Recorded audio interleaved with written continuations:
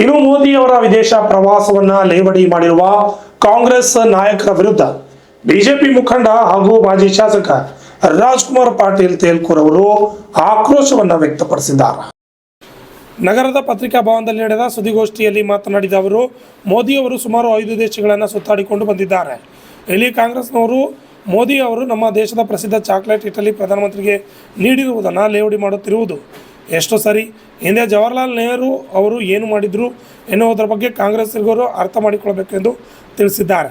ಆಡಳಿತದಲ್ಲಿ ರಾಜೀವ್ ಗಾಂಧಿ, ಇಂದಿರಾ ಗಾಂಧಿ ಹಾಗೂ ಮನಮೋಹನ್ ಸಿಂಗ್ ಅವರು ಈ ದೇಶದ ಭಾಗಗಳನ್ನು ಬಿಟ್ಟುಕೊಟ್ಟಿದ್ದಾರೆ ಎಂಬುದರ ಬಗ್ಗೆ ನಿಮಗೆ ಗೊತ್ತಿರಬೇಕು ಎಂದು ಆಕ್ರೋಶ ವ್ಯಕ್ತಪಡಿಸಿದರು. Bureau report, RJ32 Kannada news, Kalaburagi. ಒಂದು ಪದಕವನ್ನು ಕೂಡ ಕೊಟ್ಟಿದ್ದಾರೆ. ಇಡೀ ಜಗತ್ತಿನಲ್ಲಿ ಕೆಲವರು 10 ದೇಶಗಳ ಉನ್ನತ ಗೌರವವನ್ನು ಪಡೆದಿದ್ದಾರೆ, ಕೆಲವರು 2 ದೇಶಗಳ ಗೌರವವನ್ನು ಪಡೆದಿದ್ದರೆ, ಜಗತ್ತಿನ ಮೊಟ್ಟ ಮೊದಲ ಏಕೈಕ ವ್ಯಕ್ತಿ 32 ದೇಶಗಳ ಆ ದೇಶದ ಅತ್ಯುನ್ನತ ಪ್ರಶಸ್ತಿಗೆ ಭಾಜನರಾದಂಥವರು ಸನ್ಮಾನ್ಯ ನರೇಂದ್ರ ಮೋದಿ ಅವರು. ಇದು ಯಾವುದೋ ಲಾಬಿಯಿಂದ ಸಿಕ್ಕದಲ್ಲ. ನರೇಂದ್ರ ಮೋದಿಯವರ ನಿರಂತರ ಭಾರತವನ್ನು ಜಗತ್ತಿನ ಮೊದಲನೇ ಸ್ಥಾನಕ್ಕೆ ತೆಗೆದುಕೊಂಡು ಹೋಗಬೇಕು ಅನ್ನುವಂಥ ಪ್ರಯತ್ನದ ಫಲವಾಗಿ ಇವತ್ತು ಇಡೀ ಜಗತ್ತು ಭಾರತದ ಕಡೆ ನೋಡ್ತಾ ಇದೆ. ಅದರ ಅಂಗವಾಗಿ ಜಗತ್ತಿನ 32 ದೇಶಗಳ ತನ್ನ ಅತ್ಯುನ್ನತ ಗೌರವವನ್ನು ಕೊಡಬೇಕು ಅಂತಾದರೆ ಅದು ಎಷ್ಟರ ಮಟ್ಟಿಗೆ ಇಡೀ ಜಗತ್ತಿನ ಮೇಲೆ ನರೇಂದ್ರ ಮೋದಿಜಿಯವರ ಪ್ರಭಾವ ಬೀರಿದೆ ಅನ್ನೋದನ್ನು ಅರ್ಥ ಮಾಡ್ಕೋಬೇಕಾಗತ್ತೆ.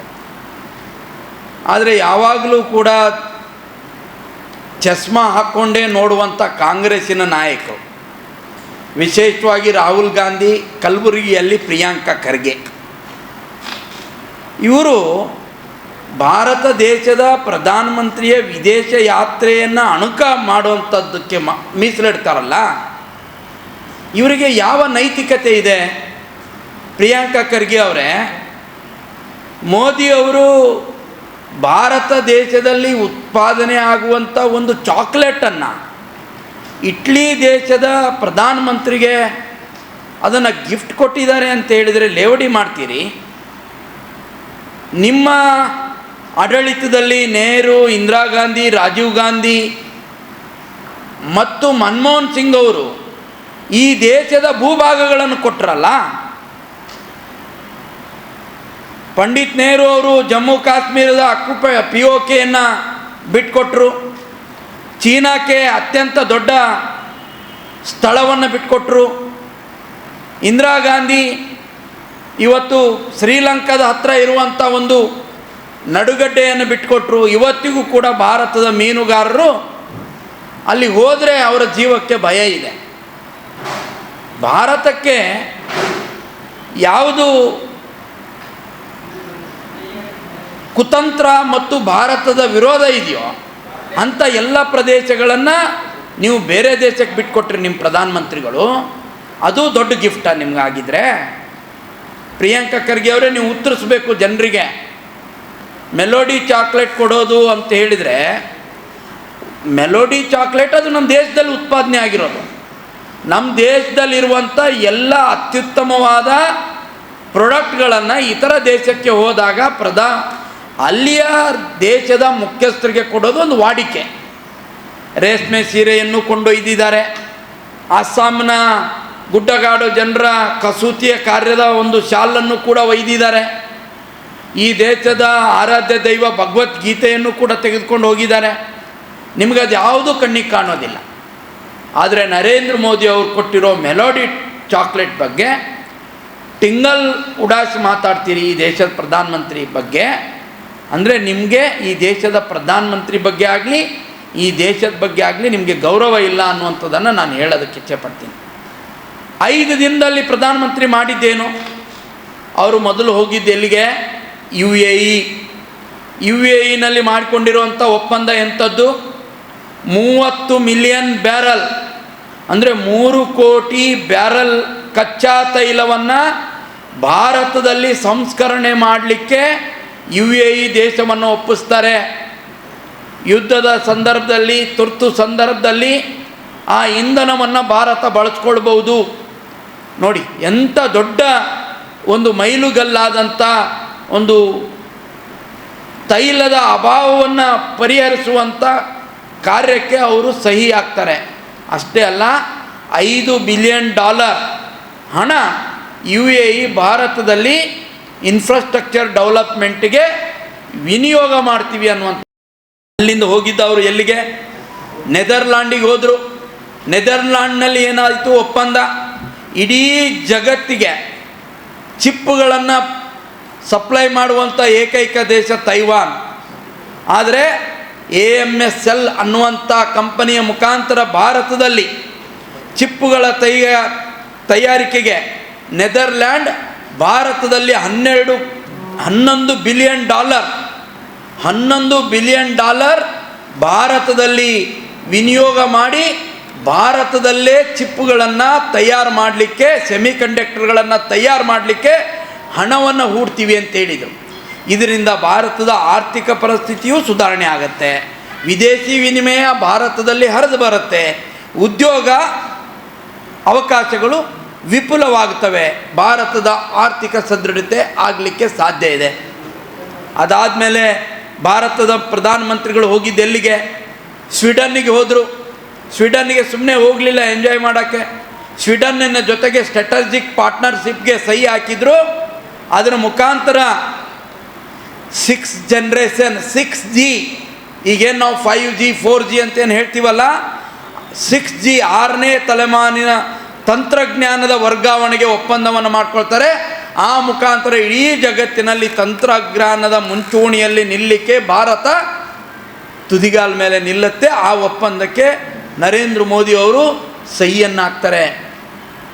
ಅಲ್ಲಿಂದ ಹೊರಟದ್ದು ಎಲ್ಲಿಗೆ? ನೆದರ್ಲ್ಯಾಂಡ್, ಸ್ವೀಡನ್ ಮುಗಿಸಿ ಹೋಗಿದ್ದು ನಾರ್ವೆಗೆ 43 ವರ್ಷಗಳ ನಂತರ ಒಬ್ಬ ಪ್ರಧಾನಮಂತ್ರಿ ಭೇಟಿ ಕೊಟ್ಟದ್ದು ನಾರ್ವೆಗೆ. ಇವತ್ತು ಮಿಡ್ಲ್ ಈಸ್ಟ್ನಲ್ಲಿ ನಡೀತಾ ಇರುವಂಥ ಯುದ್ಧದ ಭಯಭೀತಿಯಿಂದ ಹಾರ್ಮುಜ್ ಏನು ಜಲ ಮಾರ್ಗ ಇದೆ ಅದರ ಮುಚ್ಚಲ್ಪಟ್ಟ ಕಾರಣಕ್ಕಾಗಿ ಇವತ್ತು ತೈಲ ಬೆಲೆಗಳು ಜಗತ್ತಿನಲ್ಲಿ ಗಗನಕ್ಕೇರಿದವೆ. ತೈಲ ಬೆಲೆ CNG, LNG, LPG ಗ್ಯಾಸನ್ನು ನಮ್ಮ ದೇಶಕ್ಕೆ ಪೂರ್ತಿ ಮಾಡೋ ದೃಷ್ಟಿಯಿಂದ ಅವರು ನಾರ್ವೆ ದೇಶದ ಜೊತೆಗೆ ಒಪ್ಪಂದ ಮಾಡ್ಕೊಳ್ತಾರೆ. ಅಷ್ಟೇ ಅಲ್ಲ, ನಾರ್ವೆ ದೇಶ ಭಾರತದಲ್ಲಿ $100 ಬಿಲಿಯನ್, ನೋಡ್ರಿ $100 ಬಿಲಿಯನ್, $100 ಬಿಲಿಯನ್ ಅಂದರೆ ಭಾರತದ 10 ಲಕ್ಷ ಕೋಟಿಗೆ ಸಮನಾದಂಥದ್ದು. ಭಾರತದ 10ರಿಂದ 13 ಲಕ್ಷ ಕೋಟಿಗೆ ಸಮನಾದಂಥ $100 ಬಿಲಿಯನ್ ಹಣವನ್ನು ಭಾರತದಲ್ಲಿ ಬೇರೆ ಬೇರೆ ಉದ್ಯೋಗದಲ್ಲಿ ತೊಡಗಿಸುವಂಥ ಒಪ್ಪಂದಕ್ಕೆ ಸನ್ಮಾನ್ಯ ನರೇಂದ್ರ ಮೋದಿ ಅವರು ಸೈನ್ ಹಾಕ್ತಾರೆ. ಸ್ವಲ್ಪ ಕಾಣ್ತಿರೋದು ಕಾಂಗ್ರೆಸ್ನವ್ರು ನೋಡ್ಕೋಬೇಕು. ಅಲ್ಲ, ನಾವು ಹೇಳ್ತೀವಿ, ಮುಂದುವರಿತೀವಿ, ಇನ್ನೂ ಮುಗಿಸಿಲ್ಲಣ್ಣ, ಕೇಳ್ತೀವಿ ನಮಗೂ ಕೂಡ. ಹಾಗೆ ಅಲ್ಲಿಂದ ಅವ್ರು ಹೋಗಿದ್ದು ಇಟ್ಲಿ ಮತ್ತು ರೋಮ್ನಲ್ಲಿ ಐತಿಹಾಸಿಕ ಒಪ್ಪಂದಕ್ಕೆ ಸಹಿ ಆಗುತ್ತೆ. ಯಾವ ಸಹಿ ಅದು? ಇವತ್ತು ಹಾರ್ಮೋಜ್ ಬಂದಾಗಿದೆ. ಚೀನಾ ಮತ್ತು ಪಾಕಿಸ್ತಾನ ಸೇರಿಕೊಂಡು ಯುರೋಪ್ನವರೆಗೆ ಒಂದು ಕಾರಿಡಾರ್ ನಿರ್ಮಾಣ ಮಾಡಬೇಕು ಅಂದಿದ್ರು. ಅದೆಲ್ಲವೂ ನೆನೆಗುದಿಗೆ ಬಿದ್ದಂಥ ಸಂದರ್ಭದಲ್ಲಿ ಭಾರತ ಒಂದು ಸಹಿಗೆ ಒಪ್ಪಂದ ಆಗ್ತದೆ. ಭಾರತದಿಂದ UAEಗೆ ಪೋರ್ಟ್ ಮುಖಾಂತರ ವಸ್ತುಗಳನ್ನು ಸಾಗಣೆ ಮಾಡೋದು, UAE ಮತ್ತು ಸೌದಿ ಅರಬ್ನಲ್ಲಿ ಟ್ರೈನ್ ಮುಖಾಂತರ ವಸ್ತುಗಳನ್ನು ಇಸ್ರೇಲ್ವರೆಗೂ ಸಾಗಿಸೋದು, ಇಸ್ರೇಲ್ನ ಬಂದರಿನ ಮುಖಾಂತರ ಯುರೋಪಿನ ಕಂಟ್ರಿಗಳಿಗೆ ಅದನ್ನು ಮರು ಸಾಗಾಣಿಕೆ ಮಾಡಿ ಯುರೋಪಿನ ಎಲ್ಲ ಕಂಟ್ರಿಗಳಿಗೆ ಭಾರತದ ವಸ್ತುಗಳನ್ನು ತಲುಪಿಸೋದು. ಇದು ಎಂಥ ಸ್ಟ್ರಾಟಜಿಕ್ ಅಂದರೆ, ಇದೊಂದು ಲಾಜಿಸ್ಟಿಕ್ ಹಬ್. ಇಡೀ ಜಗತ್ತಿನ ಲಾಜಿಸ್ಟಿಕ್ ಮೇಲೆ ಪ್ರಭಾವ ಬೀರುವಂಥ ಈ ಒಂದು ಲಾಜಿಸ್ಟಿಕ್ ಹಬ್ಬನ್ನು ಮಾಡಲಿಕ್ಕೆ India middle East economy corridor, ಮಧ್ಯಪ್ರಾಚ್ಯ ಆರ್ಥಿಕ ಕಾರಿಡಾರ್, ಈ ಕಾರಿಡಾರ್ ನಿರ್ಮಾಣಕ್ಕೆ ಒಪ್ಪಂದ ಆಗುತ್ತೆ. ಇಟ್ಲಿ ಈ ಒಪ್ಪಂದಕ್ಕೆ ಸಹಿ ಹಾಕುತ್ತೆ. ಇದರ ಮುಖಾಂತರ ಭಾರತ ಅಷ್ಟೇ ಅಲ್ಲ, ಜಗತ್ತಿನ 50 ದೇಶಗಳಿಗೆ ಸಾಗಿಸಬೇಕಾದಂಥ ವಸ್ತುಗಳ ಬೆಲೆ 50ರಷ್ಟು ಕಡಿಮೆ ಆಗುತ್ತೆ. ಸಾಗಾಣಿಕೆ ದರದಲ್ಲಿ 50% ಉಳಿತಾಯ ಮತ್ತು ಸಮಯದಲ್ಲಿ 50% ಉಳಿತಾಯ. ಸಮುದ್ರ ಮುಖೇನ ಅದನ್ನು ಕಳಿಸಲಿಕ್ಕೆ 50 ದಿವಸ, 60 ದಿವಸ, 90 ದಿವಸ ಬೇಕಾಗ್ತಿತ್ತು.